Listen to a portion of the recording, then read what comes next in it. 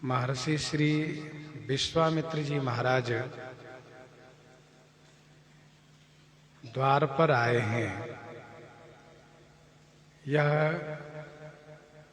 समाचार प्राप्त करके श्री चक्रवर्ती जी महाराज ब्राह्मणों के समाज साथ में लेकर के आगवानी करने के लिए आगे बढ़े।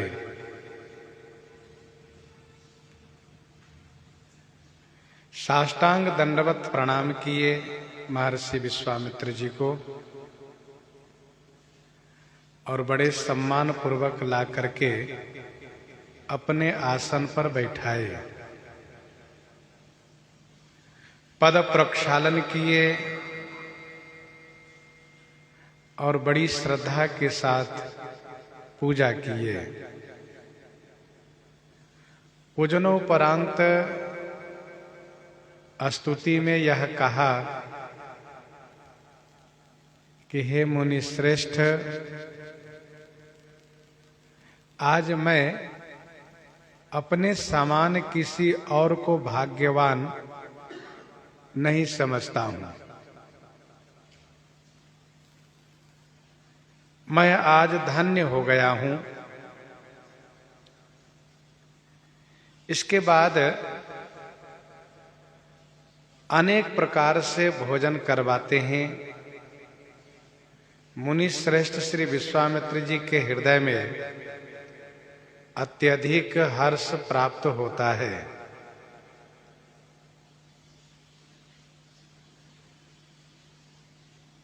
पूजन के विधि में जैसे कि आवाहन है, तो आवाहन में बैठारनी आनी आनी लाना, ये आवाहन हुआ। दूसरा आसन देना, तो निज आसन बैठारनी, ये आसन हुआ।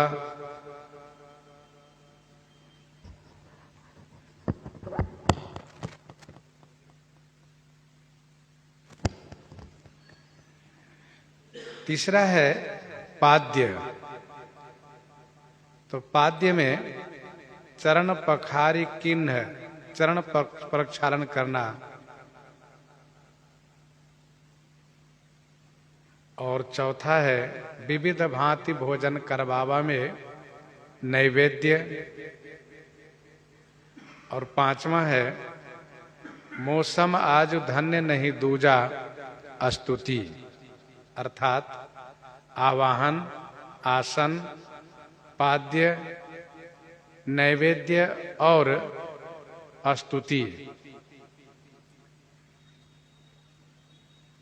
ये जो मुख्य अंग है उनका नाम गोस्वामी जी लिए। और इसके बाद गोस्वामी जी ने ये कहा कि अति पूजा किन्ह। अति पूजा किन्ह का मतलब ये हुआ कि अपनी अपनी भावना अनुसार पूजा की जितनी विधियां मानी जाती है वह सब यहां पर समझना चाहिए। श्री चक्रवर्ती जी महाराज ने महर्षि विश्वामित्र जी से ये कहा है कि मैं आज धन्य हो गया हूं और मेरे जैसा कोई दूसरा धन्य नहीं, कोई दूसरा भाग्यवान नहीं है। वास्तव में जीवन में जब संत प्राप्त होते हैं, संत मिलते हैं, तो उसी समय में अपने जीवन को धन्य समझना चाहिए।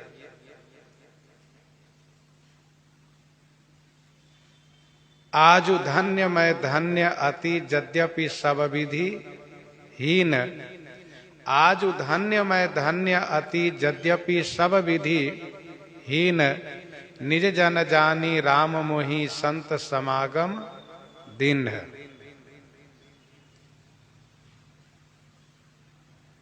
तो यह जीवन की धन्यता है।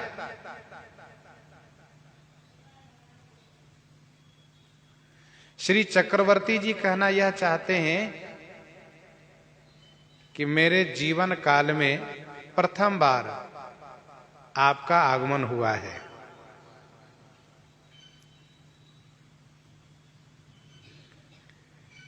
इसलिए मैं समझता हूं कि मेरे जैसा कोई दूसरा धन्य नहीं है।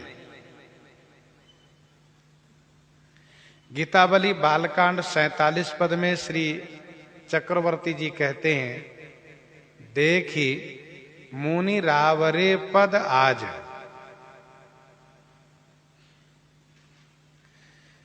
आज मैं आपके श्री चरण का जब दर्शन प्राप्त किया हूं तो मैं ऐसा मानता हूं कि जितने सुकृति लोग हैं, पुण्यात्मा लोग हैं, उनमें मैं प्रथम श्रेणी में आ गया हूं।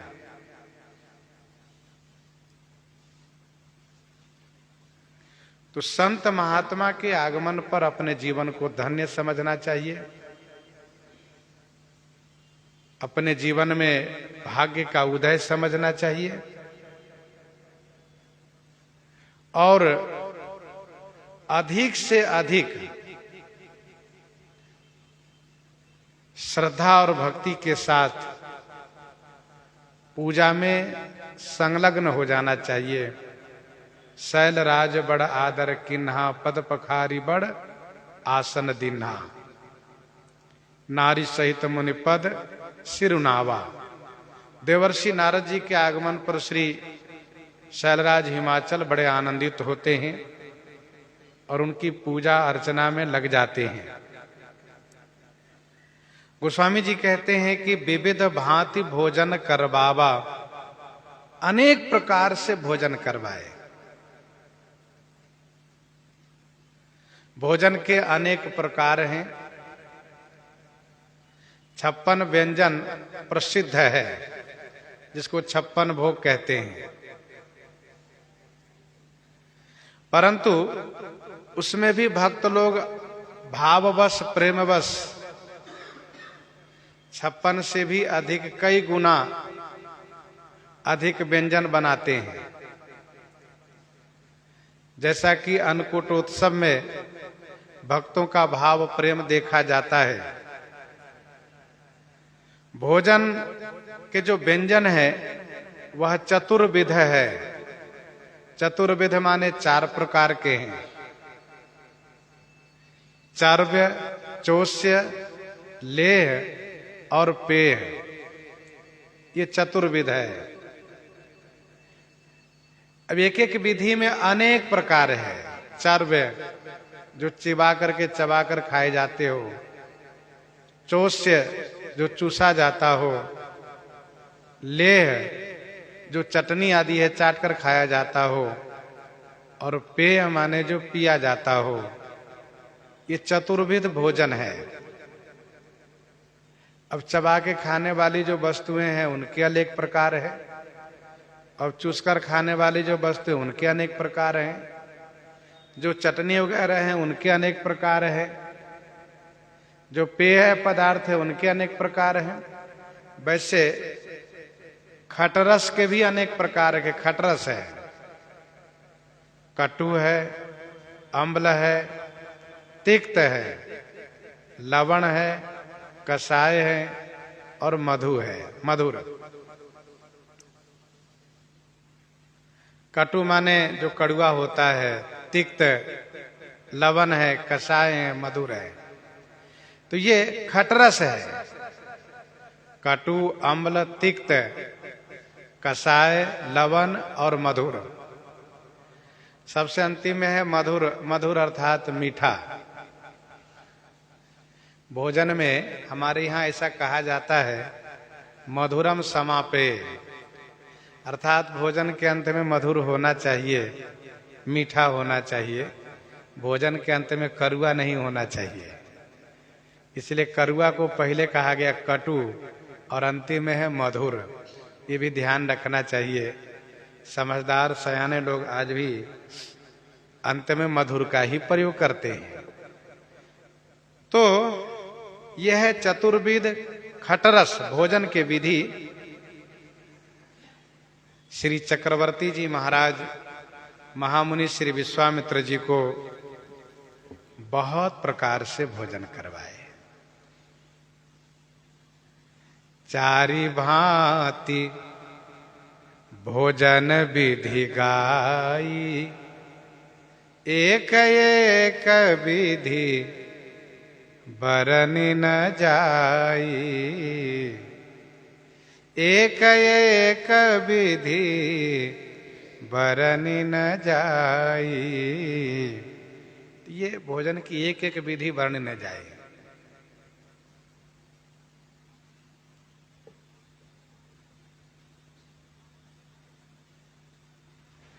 मुनिवर हृदय हरस अति पावा, मुनि श्रेष्ठ श्री विश्वामित्र जी के हृदय में अत्यधिक हर्ष प्राप्त हुआ।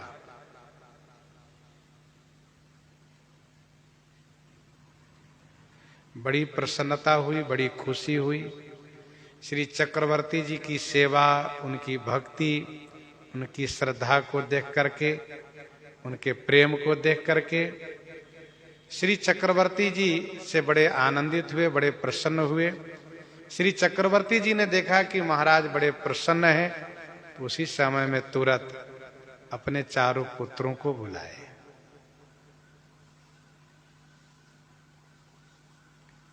जब महात्मा प्रसन्न हो, ब्राह्मण प्रसन्न हो, तो उस समय में बहुत आशीर्वाद प्राप्त होता है। इसलिए ऐसे अवसर का लाभ उठाते हुए पुनि चरणनी मेले सुत चारी, राम देखी मुनि देह विसारी, राम देखी मुनि देह विसारी।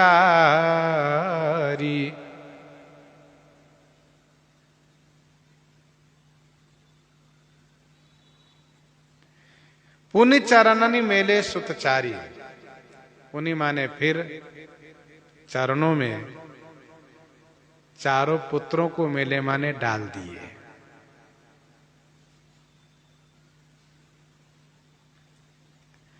राम देखि मुनि देह विसारी, श्री विश्वामित्र जी को आशीर्वाद देना चाहिए था, परंतु वे आशीर्वाद न दे करके श्री राम जी की ओर देखते ही एकदम से देखते रह गए। देह विसारी, शरीर की सुधि भुला गए, उनको होश ही नहीं रहा।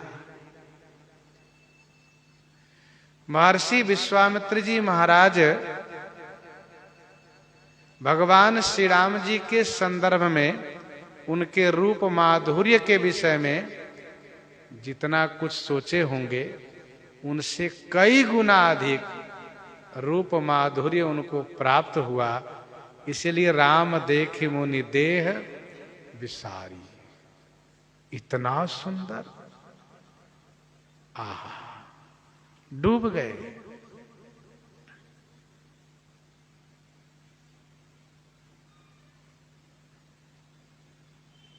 भगवान श्री राम सौंदर्य के समुद्र हैं।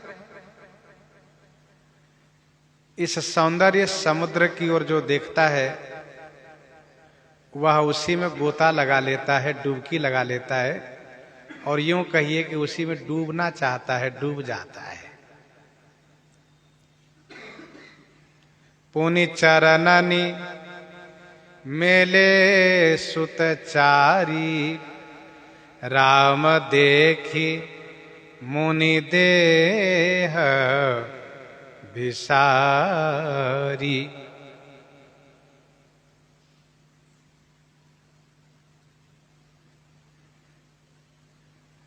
बड़े बड़े वैराग्यवान का वैराग्य यहाँ पर लोप हो जाता है, और यह भी हम कह सकते हैं कि बड़े बड़े क्रोधियों का क्रोध यहाँ पर गायब हो जाता है।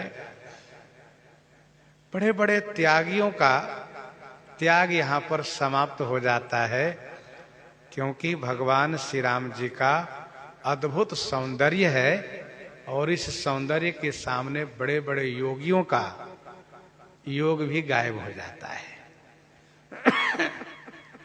श्री जनक जी जैसे योगी, महर्षि विश्वामित्र जी जैसे वैरागी, श्री परशुराम जी जैसे क्रोधी और दंडकारण्य में रहने वाले हजारों वर्षों से तप पारायण त्यागी लोग।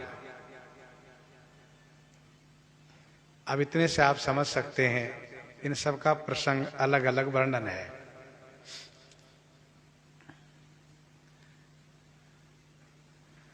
जिन बीथिन बिह रही सब भाई, थकित हो ही सब लोग लुगाई। जिस गली में चले जाते हैं वहां के लोग लुगाई सब थकित रह जाते हैं, देखते रह जाते हैं। यह अद्भुत सौंदर्य है श्री राम जी का। जनकपुर में एक चर्चा व्याप्त हो गई। कब? जब श्री राम जी जनकपुर में प्रवेश किए तो वहां पर यह चर्चा व्याप्त हो गई कि जिन्ह निज रूप मोहनी डारी, इन्होंने क्या कर दिया है? कहा इन्होंने जादू डाल दिया है। कैसी जादू? कहा जिन्ह निज रूप मोहनी डारी और किन्हे सुबस नगर नर नारी। तो सभी विमोहित हो गए। कहा अरे भैया, जैसे राजा वैसे प्रजा। हाँ, वर्णत छवि जहाता सब लोग, ऐसे सब उन्मत्त हो गए हैं, ऐसे सब आह्लादित आनंदित हो गए हैं कि जो जहां वहीं केवल वर्णन करने में लगे। कोई सुन भी रहा है कि नहीं उससे उनका कोई मतलब नहीं, बस वर्णन कर रहे हैं। ये है श्री राम जी का सौंदर्य। आज श्री विश्वामित्र जी महाराज की दशा बड़ी विचित्र हो गई। देख राम देख मुनि देह विसारी। महर्षि विश्वामित्र जी महाराज अपने शरीर की सुधि भुला गए। गोस्वामी जी संदर्भ में एक और पंक्ति प्रस्तुत किए। भय मगन देखत मुख शोभा, जनु चकोर पूरन शशि लोभा। जनु चकोर पूरन शशि लोभा। भय मगन देखत मुख शोभा। मुख शोभा देखत मगन भय। मुख की शोभा देखते ही मगन हो गए। जनु चकोर पूरन शशि लोभा। जनु चकोर पूरन शशि पर लोभा माने लुब्ध हो गया हो, लोभायमान हो गया हो। ध्यान दीजिएगा, महाराजा श्री चक्रवर्ती जी ने चारों पुत्रों को प्रणाम कराया है, लेकिन महर्षि श्री राम जी पर ही लट्टू हो गए हैं। ऐसा क्यों? ऐसा इसलिए क्योंकि चारिव शील रूप गुण धामा, तदपि अधिक सुख सागर रामा। यद्यपि चारों बड़े सुंदर हैं, फिर भी श्री राम जी का सौंदर्य अधिक है। इसीलिए महर्षि विश्वामित्र जी महाराज श्री राम जी पर लट्टू हो गए, एकदम से विमोहित हो गए।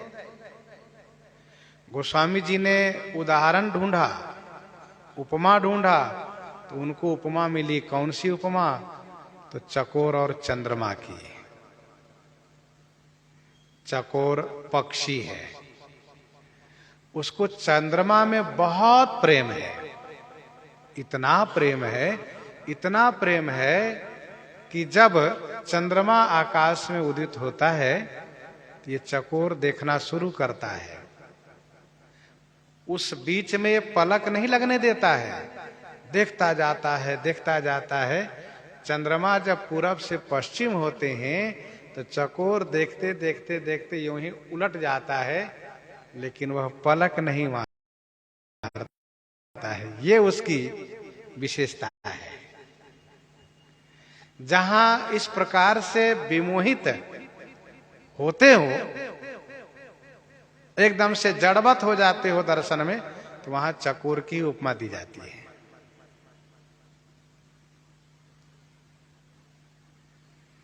अधिक स्नेह देह भय भोरी, शरद शशि जनु चितव चकोरी। तो क्या श्री किशोरी जी ही केवल चकोरी बनी, श्री राम जी नहीं? कहा नहीं, राम जी भी। अस कही फिर चितये तेहि ओरा, और सिय मुख शशि भय नयन चकोरा। श्री मिथिलेश जी की उस पुष्प वाटिका में श्री राम जी चकोर हो गए, तो श्री किशोरी जी भी चकोरी हो गई। तो चंद्रमा कौन रह गए? कहा दोनों चंद्रमा, दोनों चकोरी है। यहां पर वस्तुतः श्री राम जी चंद्रमा है और महर्षि विश्वामित्र जी चकोर हो गए। जनु चकोर पूरन शशि लोभा।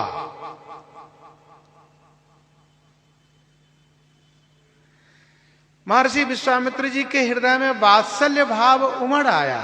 वात्सल्य भाव वह कहलाता है जो एक पिता के हृदय में पुत्र के प्रति, अपनी संतान के प्रति प्रेम उमड़ता है, वह वात्सल्य कहलाता है। और वात्सल्य भाव में मुख देखा जाता है कि मुख प्रसन्न है कि नहीं। ध्यान दीजिएगा, वात्सल्य में ही मुख देखा जाता है, हरा है कि सूखा है, मुरझाया है कि प्रसन्न है, खिला हुआ है। तो श्री विश्वामित्र जी महाराज वात्सल्य भाव में मुख देखते ही आनंदित हो गए। मुख छवि कही न जाई मोहि पाही, मुख छवि कही न जाई मोहि पाही, जो बिलो की बहु काम लजाही। कामदेव लज्जित होते हैं। जनु चकोर पूरन शशि लोभा। अच्छा, श्री विश्वामित्र जी महाराज जब बक्सर से अयोध्या जी के लिए आ रहे थे, तो रास्ते में कुछ ऐसा सोच रहे थे। आज सकल सुकृत फल पाई हूं, उसी पद में गीतावली बालकांड 46 में आप पढ़िए, वहां पर गोस्वामी जी ने लिखा है, रामचंद्र मुख चंद्र सुधा छवि। ये विचार है, उनका सोच है, रामचंद्र मुख चंद्र सुधा छवि। नयन चकोरा नहीं प्याई हूं, मैं इस नेत्र चकोर को भगवान श्री राम जी के मुख चंद्र की छवि रूपी सुधा का पान कराऊंगा। सो मनोरथ अभी पूरा हुआ। अच्छा, भगवान श्री राम जी के दर्शन के बाद आनंद सभी महात्माओं को ऐसा ही हुआ है। गोस्वामी जी ने सभी महात्माओं के लिए एक जगह लिखा है, रामचंद्र मुख चंद्र छवि, लोचन चारु चकोर, करत पान सादर सकल, प्रेम प्रमोदन थोर, प्रेम प्रमोदन थोर। और दर्शकों के बारे में गोस्वामी जी ने लिखा, एकटक सब सोहई चहुओरा, एकटक सब सोहई चहुओरा, रामचंद्र मुख चंद्र चकोरा। ये है भगवान श्री राम जी का मुख चंद्र, जहां पर सभी प्रेमी जनों का नेत्र चकोर हो जाता है। लेकिन भगवान श्री राम जी भी एक जगह चकोर बन गए हैं, जब श्री किशोरी जी सामने आई है, तब मानव जी में ये वर्णन है। तो जो सबको भी मोहित करने वाले हैं, जो सबको आह्लादित करने वाले हैं, वह श्री राम जी श्री किशोरी जी के सौंदर्य के सामने विमोहित हो गए और आह्लादित हो गए, स्वयं चकोर बन गए। ये मानव जीवन वर्णन है। जनु चकोर पूरन ससिलोभा। श्री चक्रवर्ती जी देख रहे हैं बाबा तो बिल्कुल खो गए, होश में नहीं है। अब बिल्कुल शांत वातावरण है। जब चकोर अमृत को पान करता है तो बिल्कुल शांत होकर के, शांत वातावरण है। महर्षि विश्वामित्र जी बिल्कुल शांत, सब शांत हैं। तो श्री चक्रवर्ती जी महाराज चर्चा चलाते हैं। तब मन हरसि बचन कहराऊ, मुनियस कृपा न कीन्हेहु काऊ। तब मन हरसि बचन कहराऊ, मुनियस कृपा न कीन्हेहु काऊ। तब कब? जब बाबा का स्वागत, सम्मान, भोजन और पुत्रों के द्वारा प्रणाम, यह सब व्यवहार संपन्न हो गया, तब मन हरसि बचन कहराऊ, मन से हर्षित होकर के राजा महाराज श्री चक्रवर्ती जी ने यह कहा कि हे मुनि, आपने ऐसी कृपा काऊ न किन। कैसी कृपा? जैसी कृपा आज आपने की है। तब मन हर्षि बचन कहराऊ, मन से बड़े हर्षित हैं, आनंदित हैं, वचन से कह रहे हैं। तब मन हर्षि, मन मुनिया से कृपा ने किन्हेउ काऊ, वचन से और कर्म से कहा कि कहूं सो करत न लावऊं बारा। तो श्री चक्रवर्ती जी अपना मन, वचन और कर्म तीनों महामुनि श्री विश्वामित्र जी की सेवा में समर्पित किए। और इसी को कहते हैं विशेष श्रद्धा, विशेष प्रेम, जहां पर कि मन, वचन, कर्म तीनों का एकीकरण हो, तीनों एक हो जाए। मन कहीं और जा रहा हो, वचन से कुछ और कह रहे हो, कर्म से कुछ और कर रहे हो, इसको विशेष प्रेम नहीं कह सकते।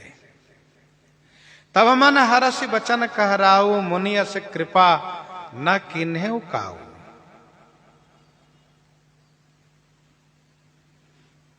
ये सत्य है कि महर्षि विश्वामित्र जी महाराज किसी राजा के यहां गए नहीं, किसी महाराजा के यहां नहीं गए, केवल चक्रवर्ती जी महाराज के द्वार पर आए। और श्री चक्रवर्ती जी का भाग्य तो देखिए कि महर्षि विश्वामित्र जी इनके द्वार पर आए हैं। और यह इतना बड़ा भाग्य हुआ कैसे? भगवान श्री राम जी के पुत्र बनने से।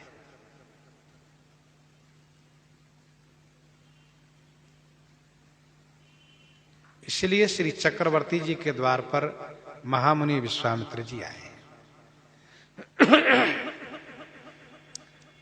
कहु तात के ही भांति को करई बड़ाई तासु। कहु तात के ही भांति को करई बड़ाई तासु।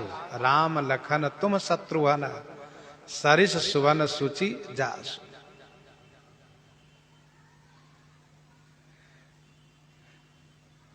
तब मन हर्षि बचन कहराऊ। विधि भी यही है, नियम यही है कि पहले व्यवहार पूरा कीजिए, फिर आने का कारण पूछिए। ऐसा ही नहीं कि कोई आवे और आते पूछ दे कैसे आना हुआ। ये विधि नहीं है। विधि यह है कि पहले बैठाइए और उन्हें जलपान कराइए, फिर पूछिए। यही विधि है। और इसीलिए चक्रवर्ती जी ने अब पूछा है। गुरु आगमन सुनत रघुनाथा, द्वार आई पद नायो माथा, सादर अर्घ देई घर आने, सोरह भांति पूजी सन माने, गहे चरण सिय सहित बहोरी, बोले राम कमल कर जोरी, सेवक सदन स्वामी आगवनु, मंगल मूल अमंगल दवनु। तब कहना शुरू किए श्री राम जी, जैसी कृपा आज आपने की है वैसी कृपा कभी आपने नहीं की है। और यही जीवन की विशेषता है कि जब श्री राम जी कृपा कर देते हैं और श्री राम जी की कृपा प्राप्त हो जाती है, तो फिर जो भी महापुरुष लोग हैं वे सब कृपा करते हैं श्री राम जी की कृपा होने पर। महाराज ने कहा के ही कारण आगमन तुम्हारा, कहु सो करतन लावऊं बारा, कहु सो करतन लावऊं बारा। महाराज के ही कारण आगमन तुम्हारा। अच्छा, मुनि महात्मा ब्राह्मण जब किसी के द्वार पर जाते हैं तो गृह स्वामी ऐसा समझते हैं कि कुछ मांगने आए हैं, ऐसा समझते हैं। बाबा क्यों आए हैं? तो हो सकता है कुछ धार्मिक अनुष्ठान करने वाले होंगे, यज्ञ आदि, इसलिए मांगने के लिए आए होंगे। ब्राह्मण आए हैं, कुछ मांगने आए होंगे। लेकिन विश्वामित्र जी के इतिहास में ऐसा नहीं कि मांगने गए हों कहीं। ये पूरन काम है, इनको कभी कोई इच्छा होती ही नहीं है।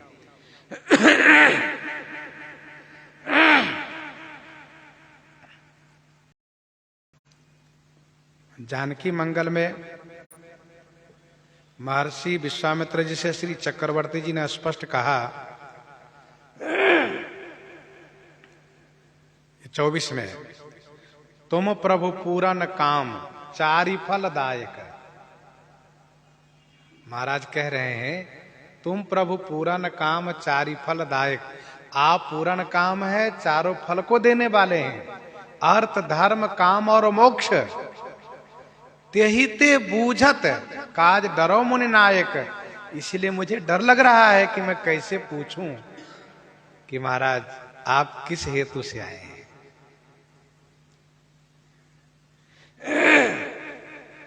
और एक बात तो प्रमाणित हो ही गई कि मुनि महात्मा ब्राह्मण जिनके द्वार पर जाते हैं कुछ न कुछ याचना से ही जाते हैं। और इस बात को विश्वामित्र जी ने प्रमाणित कर ही दिया कि मैं जाचन आयो नृप तो ही। यह बात प्रसिद्ध है कि कोई मुनि महात्मा राजा के द्वार पर जब जाएं तो समझना चाहिए कि वे मांगने आए हैं, तो यही सत्य है, मैं भी मांगने ही आया हूं। और जब कहा कि मैं मांगने आया हूं, तब श्री चक्रवर्ती जी ने कहा यदि आप मांगने आए हैं तो मांगने वाली वस्तु मांगिए, बेटा मांगने की वस्तु नहीं है। ये उन्होंने कहा। आगे प्रसंग में हम लोग श्रवण करेंगे। के ही कारण आगमन तुम्हारा, कहु सो करतन लावऊं बारा, कहु सो करतन लावऊं बारा। महाराज के ही कारण आगमन तुम्हारा। के ही कारण माने किस कारण से आपका आगमन हुआ है, किस हेतु से। कोई न कोई हेतु तो जरूर होगा।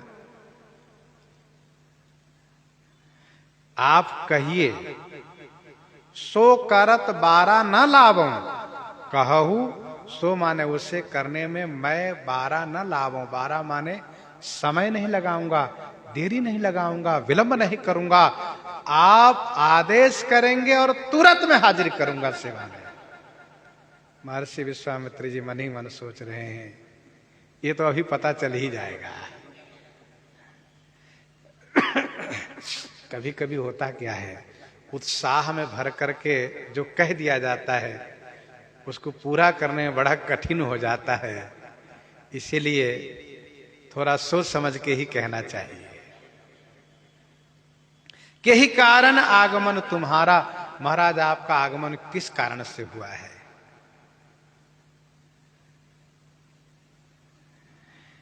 यह सत्य है कि आप किसी के द्वार पर गए नहीं, मेरे द्वार पर आए हैं और मैं भाग्यशाली हूं।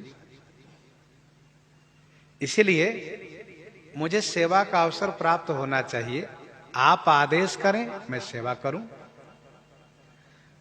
तो महर्षि विश्वामित्र जी को लगा कि बढ़िया मौका है, जब दाता प्रसन्न हो तो फिर मांगना चाहिए, मांगने में देरी नहीं करनी चाहिए।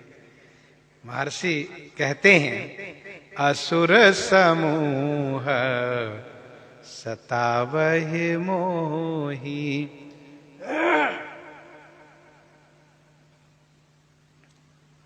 असुर समूह सतावहि मोही, मैं जाचन आयऊं नृप तोहि। असुर समूह सतावहि मोही। राजन, मैं बहुत पीड़ित होकर के आपके द्वार पर आया हूं। ऐसा कहां? मुझे ये असुर लोग असहाय समझते हैं, इसलिए हमें बहुत सताते हैं। इतना सताते हैं कि राजन मुझे रात को नींद नहीं आती है, दिन में चैन नहीं मिलता है। ये मुझे बहुत सताते हैं। हे नृप, हे राजन, मैं तुमसे याचना करने आया हूं, मांगने आया हूं।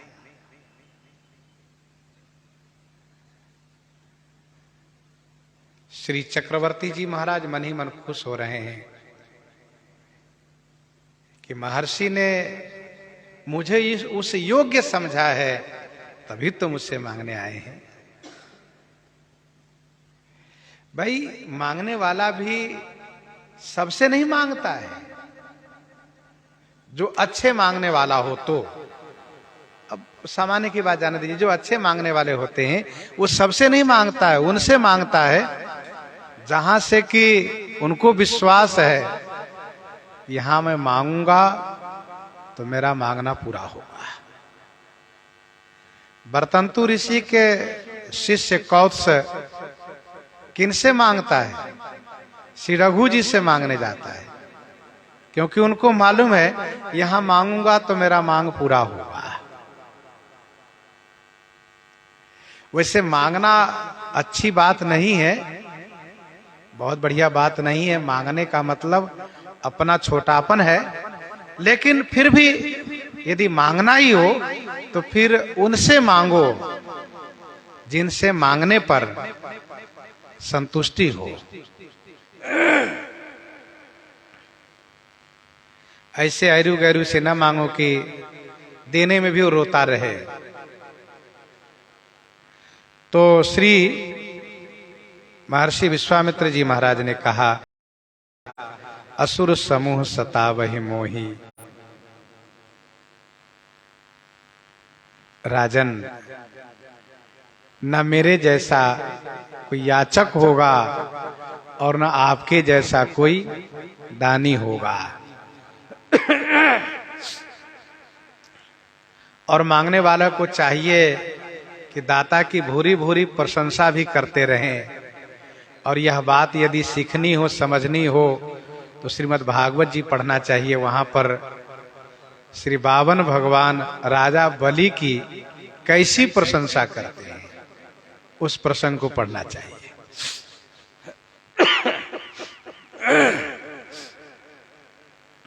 असुर समूह सतावहि मोहि। महर्षि ने कोई संकोच नहीं किया, स्पष्ट शब्दों में कहा, राजन मैं मांगने आया हूं, याचक बन के, भिखारी। और श्री राम रूपी रत्न जिनके पास हो, वहां पर महर्षि विश्वामित्र जैसे त्रिकालज्ञ समर्थ मुनि भी याचक बन के ही जाएंगे।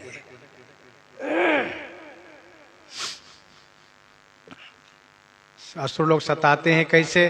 कहा, देखत यज्ञ निशाचर धावहीं, देखत यज्ञ निशाचर धावहीं, करहीं उपद्रव मुनि दुख पावे।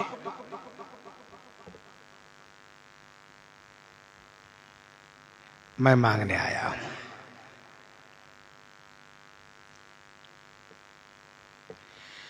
आप राजा हैं और आपके वंश की एक बड़ी प्रसिद्धि रही है। कौन सी प्रसिद्धि रही है? यही कि मंगन लहाइन जिनके नाही, अर्थात सूर्य वंश से कोई भी याचक खाली नहीं गया। मांगने वाला जो मांगा राजा वह सब कुछ दिए हैं। राजन मैं भी मांगने आया हूं।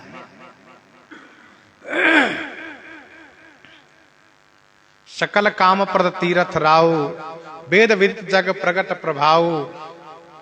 श्री भरतलाल जी कहते हैं कि आप सभी कामना देते हैं, सभी इच्छा पूर्ति करते हैं। यह बात वेद में विदित है, जग में विख्यात है। सकल काम पर तीरथ राव, वेद विदित जग विदित प्रगट प्रभाव। इसलिए मैं भीख मांग रहा हूं। मांगो भीख त्यागी निज धर्म। मेरी याचना पर आप ध्यान दें और मेरी याचना को पूर्ति करें। श्री भरतलाल जी ने कहा, प्रसंग वहां का है, अयोध्या कांड में हम लोग श्रवण करेंगे। तो श्री विश्वामित्र जी कहते हैं कि मैं मांगने आया हूं, राजन मैं यज्ञ करता हूं। यज्ञ को असुर लोग होने नहीं देते हैं और उस यज्ञ से आपका भी संबंध है। कैसे? तो मैं जब यज्ञ करता हूं तो यज्ञ की धुआं से मेघ होता है और उससे वर्षा होती है, जिस वर्षा से अन्न होता है और अन्न से प्रजा का पोषण होता है। यज्ञ से देवता प्रसन्न होते हैं, संतुष्ट होते हैं, जिससे समय पर देवता प्रजा का ख्याल रखते हैं, समय समय पर पानी बरसाते हैं, तपते हैं, मौसम अनुकूल रखते हैं, जिससे प्रजा को सुख होता है। तो मेरे यज्ञ से आपका भी संबंध है राजन।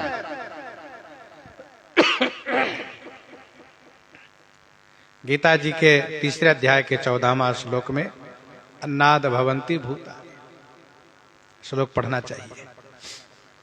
तो मैं जाचन आयो निरपतो ही। श्री चक्रवर्ती जी सोच रहे होंगे कि महाराज यज्ञ के लिए कुछ और कुछ मांग करेंगे, लेकिन मौका है विश्वामित्र जी का, वे भी क्यों चूकेंगे। जैसे ही कहा कि मैं जाचन आयो निरपतो ही, तुरंत इसके साथ कहा कि मैं जो मांगने आया हूं वह मेरा मांग है, अनुज समेत देहु रघुनाथा। अनुज समेत देहु रघुनाथा, निशिचर बध मैं होब सनाथा। निशिचर बध मैं होब सनाथा।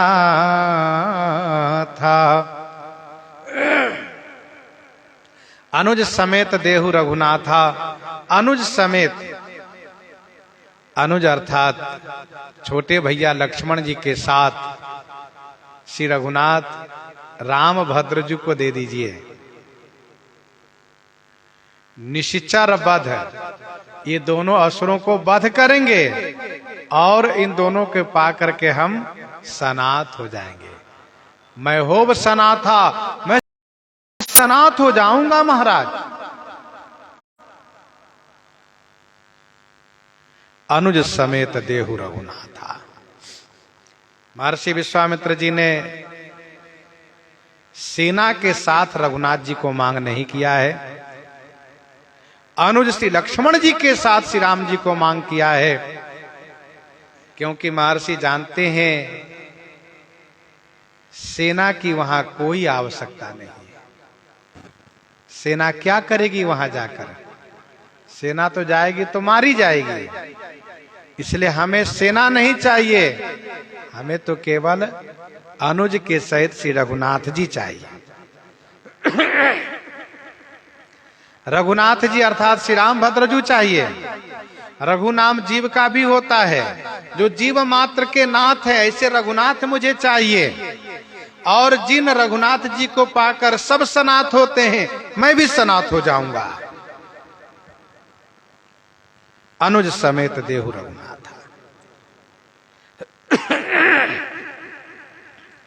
अनुज का मतलब यह हुआ श्री लक्ष्मण जी से, श्री भरत श्री शत्रुघ्न से नहीं, क्योंकि 12 ते निज हित पति जानी, लक्ष्मण राम चरण रति मानी। और इतना ही नहीं, पायस के विभाजन काल में ही स्पष्ट हो गया है कि श्री कौशल्या माता द्वारा प्रदत्त जो पायस माता सुमित्रा को मिला है, उसी से श्री लक्ष्मण जी का अवतरण हुआ है। और श्री लक्ष्मण जी का अवतरण असुरों के संहार हेतु हुआ है, राक्षसों को मारने के लिए हुआ है। जगमहु सखा निशाचर जेते, जगमहु सखा निशाचर जेते, लक्ष्मण हनई निमिष महते ते। सरकार सुग्रीव से कहते हैं, मित्र चिंता मत करो, ये मेरे भैया लक्ष्मण है ना, जितने संसार के राक्षस हैं एक निमेष में सबको समाप्त कर देंगे। ऐसा कहां?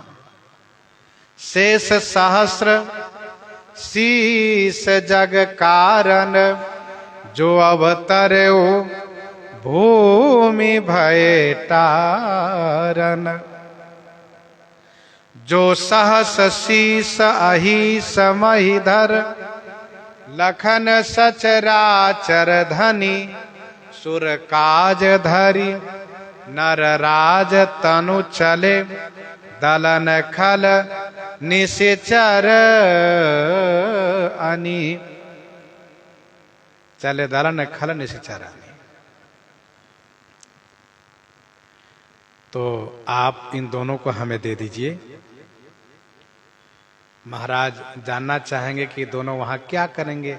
ये तो अभी नन्हे नन्हे बालक हैं, सुकोमल सुकुमार बालक हैं, ये वहां जाकर क्या करेंगे?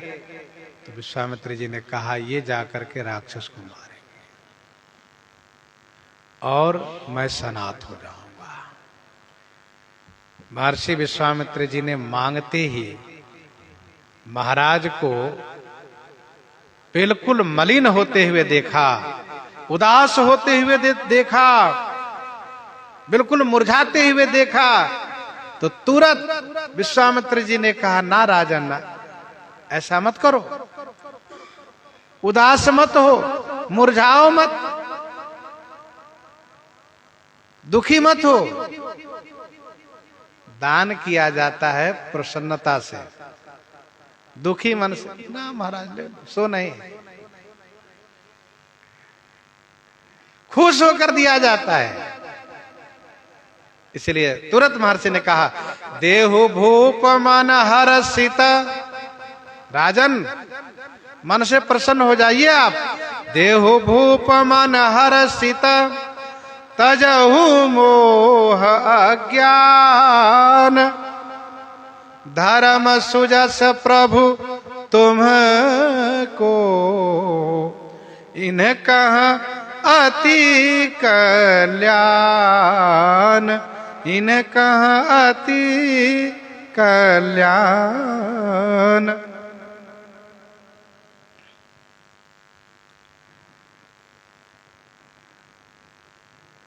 श्री विश्वामित्र जी महाराज ने कहा, भूप भूप माने भूपति, पृथ्वीपति, सम्राट, राजन। मन से हर्षित होकर के, प्रसन्न होकर के दीजिए। मोह और अज्ञानता को त्यागिए। भूप मन हर्षित देहु, मोह अज्ञान तजहु। धर्म सुजस प्रभु तुमको।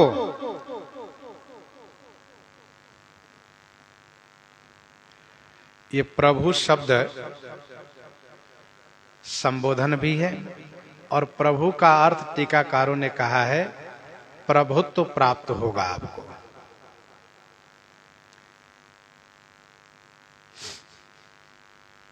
तो प्रभु माने हे प्रभु। राजा होने के नाते यदि विश्वामित्र जी उनको प्रभु कहते हैं, इसमें कोई दोष नहीं है। और श्री विश्वामित्र जी अपने आप को भिखारी स्पष्ट कर दिए हैं, मैं जाचक हूं। तो श्री चक्रवर्ती जी को प्रभु कहेंगे तो इसमें क्या आपत्ति है? कुछ लोग कहते हैं उनको प्रभु क्यों कहेंगे? याचना करने वाले स्वयं पहले अपने आप को छोटा करता है, क्योंकि वह हाथ नीचे फैलाता है। तो दाता से यदि प्रभु कहता हो तो इसमें क्या हानि है? फिर भी टीकाकारों ने कहा प्रभु माने प्रभुत्व से, ऐश्वर्य से। तो धर्म सुजस प्रभु तुम कहा। प्रभु आपको धर्म सुजस प्राप्त होगा। और तुरंत अंगुलियां निर्देश करते हुए, अंगुलियां निर्देश करते हुए चारों पर अंगुली घुमा दिया, कहा इनका अति कल्याण। बाबा आप तो दो ही मांग रहे हो, चारों को कल्याण कैसे होगा? कहा वो मेरे ऊपर छोड़ दो, चारों को कल्याण करूंगा। ये कल्याण होता क्या है? कहा कल्याण व्यापक शब्द है। कल्याण माने जो हित हो वही कल्याण, जिस तरह से हित हो। यहाँ कल्याण का कौन सा हित चाहिए? तो गोस्वामी जी ने कल्याण शब्द को जोड़ दिया है, कल्याण काज विवाह मंगल सर्वदा सुख पावई। इशारा है विवाह की ओर। ये विवाह की ओर इशारा क्यों है? तो श्रीमद् वाल्मीकि रामायण में पढ़ना चाहिए, वहां पर इस प्रसंग में वर्णन है। श्री चक्रवर्ती जी महाराज अपने मंत्रियों के साथ विचार कर रहे थे। क्या विचार कर रहे थे? हमारे राजकुमार सब विवाह के योग्य हो रहे हैं, लेकिन हमारे पास अभी तक कहीं से विवाह के लिए प्रस्ताव नहीं आया है।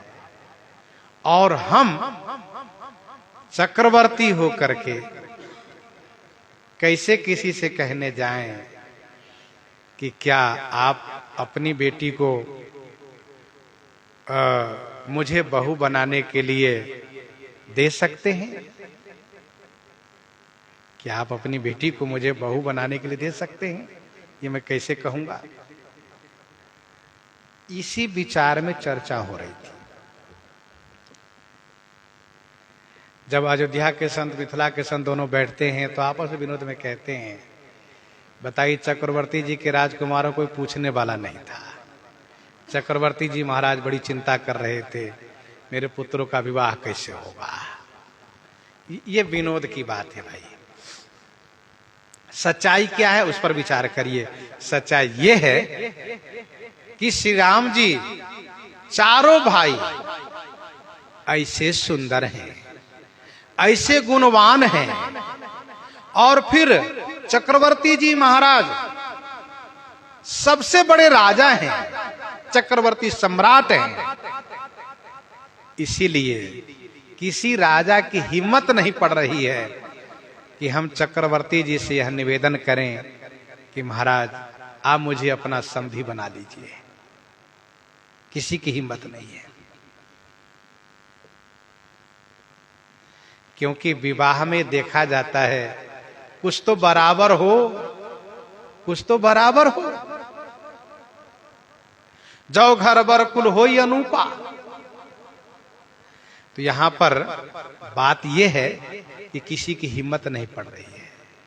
यदि किसी के मन में इच्छा भी हो तो कह नहीं सकते। और यह विधि नहीं है, यह नियम नहीं है कि लड़के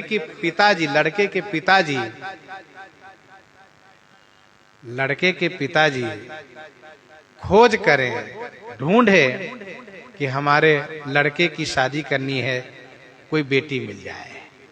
ये विधि नियम नहीं है, और ये नियम तभी होगा जब उनके लड़के में कमी होगी, लड़के में कुछ दोष होगा, कुछ ऐसी बात होगी, उसकी शादी नहीं हो रही होगी, कोई पूछता नहीं होगा, तो पिताजी भले ही प्रयास करता हो मेरे बेटे कहीं न कहीं शादी हो जाए। यहां ऐसी कोई बात नहीं है।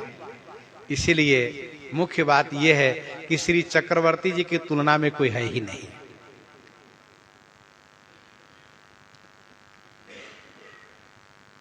तो श्री चक्रवर्ती जी चिंता कर रहे थे, सोच रहे थे, सभा में बैठे थे। अब मंत्री लोग भी कुछ नहीं कह पा रहे थे, क्या कहें महाराज से, क्योंकि अब ये तो सही बात है कि हम लोग कन्या की खोज करें, ये अच्छी बात नहीं। कन्या वाले वर की खोज करें ये तो है, ठीक है, ये मान्य है, लेकिन वर वाले कन्या की खोज करें ये ठीक नहीं लग रहा है। इसी बीच महर्षि विश्वामित्र जी का आगमन हो गया और फिर उनका स्वागत, सत्कार, सम्मान और सब व्यवहार हुआ। इसके बाद जब श्री राम लक्ष्मण जी का मांग किया महर्षि जी ने, तो स्पष्ट रूप से तो नहीं कहा, लेकिन गुप्त रूप में इशारा कर दिया कि इनका अति कल्याण, इनका कल्याण होगा। और इस बात को माता कौशल्या जी जानती हैं, रनिवास में सबको मालूम है। जिस दिन बक्सर वाले बाबा आएंगे उसी दिन हमारे राजकुमारों के विवाह का योग बन जाएगा।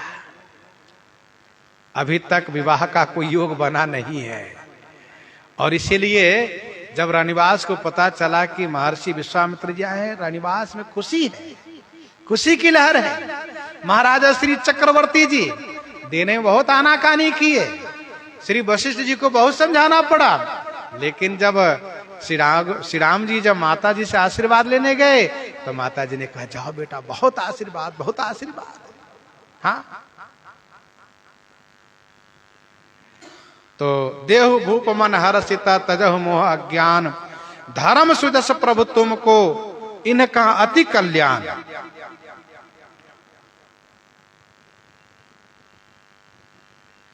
जैसे ही विश्वामित्र जी ने मांग किया कि अनुज समेत देहु रघुनाथा निश्चर बद में होब सनाता, यह वचन सुनते ही श्री चक्रवर्ती जी का हृदय केवल ऊपर से देखने में सुरक्षित, अंदर से विदीर्ण हो गया। कैसे विदीर्ण हो गया? तो नीचे की चौपाई पढ़िए, हृदय कंप मुख दूती कुम्हिलानी, हृदय विदीर्ण हो गया। राक्षसों को मारने के लिए और मेरे पुत्र को महाराज मांग रहे हैं। बाबा कभी आए नहीं, और आए भी तो पुत्र को मांग कर दिए। एकदम से हृदय विदीर्ण हो गया। और इसीलिए श्री विश्वामित्र जी ने उनको ढाढ़स दिलाते हुए, समझाते हुए कहा, भूप मन से खुश हो जाओ और मोह अज्ञानता को छोड़ दो।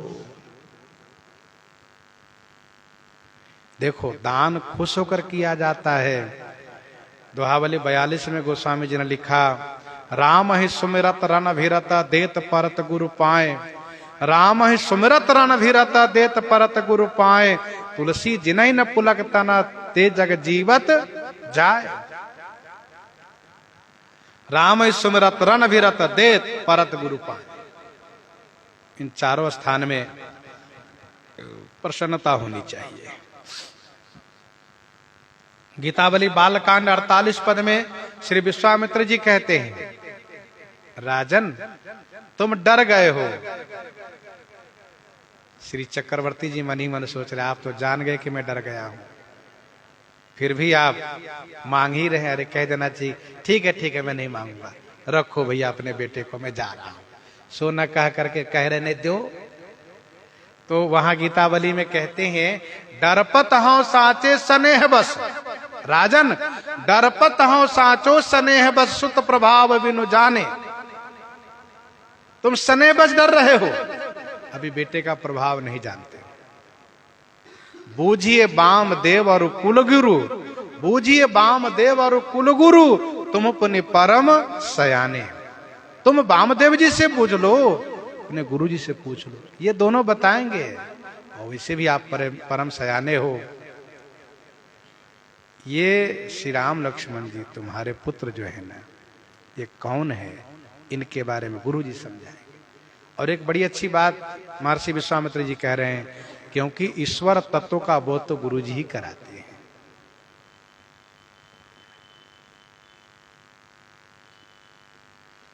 देहु भूपमन हर्षित तजहु मोह अज्ञान, ये मोह है, पुत्र के प्रति मोह है आपका।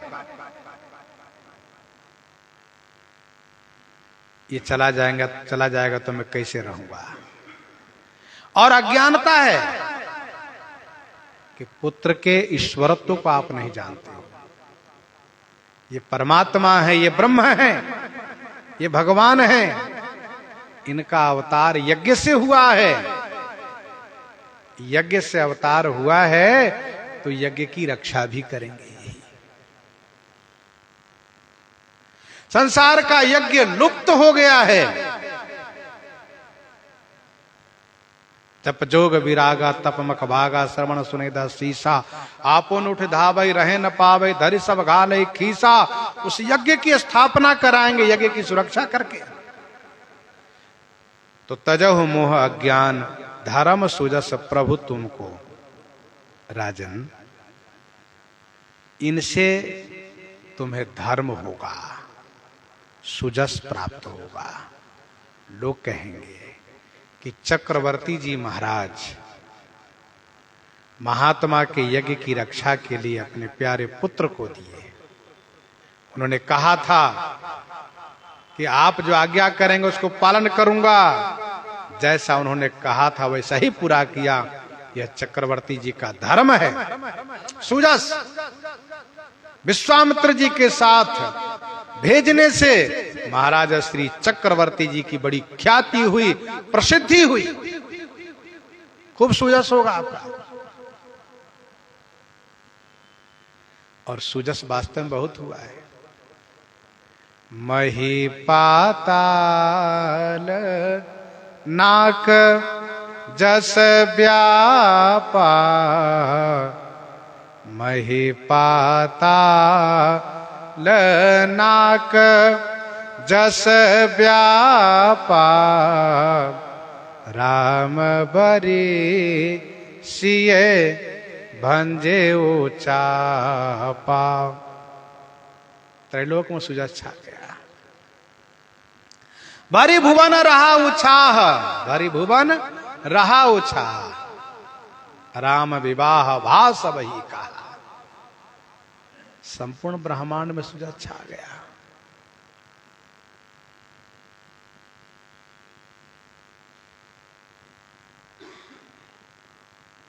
तो देहु भूप मन हर्षित तजहु मोह अज्ञान, धर्म सुजस प्रभु तुमको इन कहा अति कल्याण।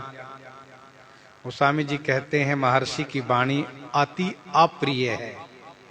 अब अति अप्रिय मतलब समझ ही सकते हैं कि अति अप्रिय बात कितनी बुरी लग सकती है। एक अप्रिय हो वही बुरी लगती है बात, जहां अति अप्रिय है। बाबा जी मांग किए हैं, सीधे शब्दों में ना भी नहीं कर सकते हैं। इसलिए अपनी लाचारी, अपनी विवशता दिखाने लगे श्री चक्रवर्ती जी महाराज। और जहां तक मांगने की बात आई तो कहा आप मांगने वाली वस्तु मांग लीजिए, मैं सब दूंगा।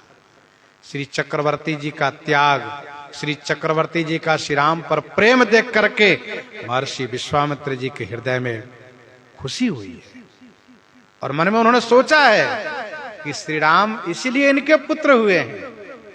हाँ, जो श्री राम जी के लिए सब कुछ त्यागने को तैयार हैं, अपना प्राण एक क्षण में देने को तैयार हैं श्री राम जी के लिए, तभी तो श्री राम जी इनके प्रेम पुत्र बने हैं।